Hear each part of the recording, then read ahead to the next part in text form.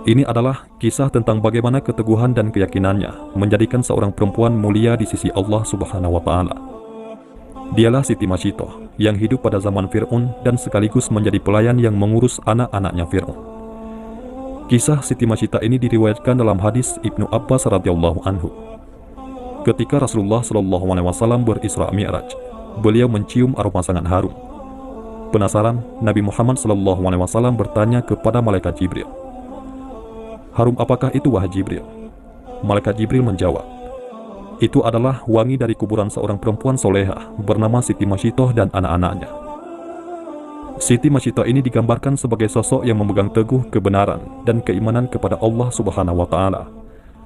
Kala itu, beliau menjadi pelayan dari Siti Asiyah, yaitu istri dari Fir'aun. Siti Masyitah bertugas mengurus anak Fir'aun. Seorang lagi yang dekat dengan Siti Masyitah bernama Hazakil. Ia adalah pembuat peti, tempat Nabi Musa belita ditaruh untuk kemudian dihanyutkan di sungai, dan kemudian Hazakil menjadi suaminya. Siti Masyitah dan suaminya ini sudah beriman pada Nabi Musa, namun mereka menyembunyikan dari Fir'aun. Namun suatu ketika, Masyitah menemukan suaminya telah meninggal dengan cara mengenaskan, yang ternyata dibunuh oleh Fir'aun karena ketahuan sebagai pengikut Nabi Musa alaihissalam. Siti Masyitah sangat sedih melihat kondisi suaminya, namun beliau bersabar dan berserah diri kepada Allah. Beliau berkeluh kesah ke istri Fir'aun, yaitu Siti Asiyah. Sang istri raja ini pun memberikan nasihat agar Masyitoh dan anak-anaknya sabar.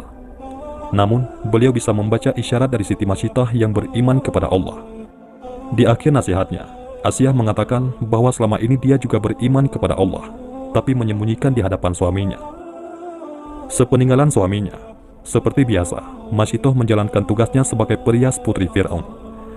Ada kisah sepele, tapi berdampak besar. Gara-gara sisir yang terjatuh, akhirnya terungkap jati diri Masyitoh. Saat itu Masyitah sedang menyisir rambut anak Fir'aun. Tiba-tiba, sisir dalam genggamannya terjatuh. Ketika mengambil lagi sisir tersebut, bibirnya refleks mengucap Bismillah. Ucapan itu membuat anak Fir'aun terkejut. "Apakah ucapan yang kamu maksud adalah bapakku?" tanya anak Fir'aun. Siti Masyitah dengan jujur mengatakan bahwa maksud kata itu ialah Tuhan sesungguhnya, bukan ditujukan untuk Fir'aun, yaitu Rabbku, juga Rabb ayahmu, yaitu Allah, karena tiada Tuhan selain Allah, kata Siti Masyitah.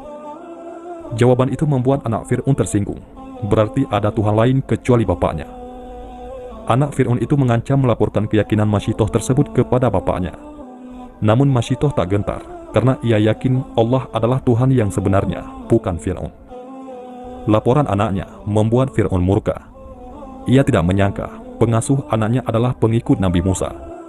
Masyitah dipanggil, lalu ditanya oleh Fir'aun, "Apakah benar apa yang disampaikan anakku? Siapakah Tuhan yang engkau sembah selama ini?" Masyitah tidak mengelak tuduhan itu. Dengan tegas, ia mengatakan, "Betul, bahwa tiada Tuhan selain Allah yang sesungguhnya menguasai alam dan isinya." Jawaban itu membuat Fir'aun semakin marah.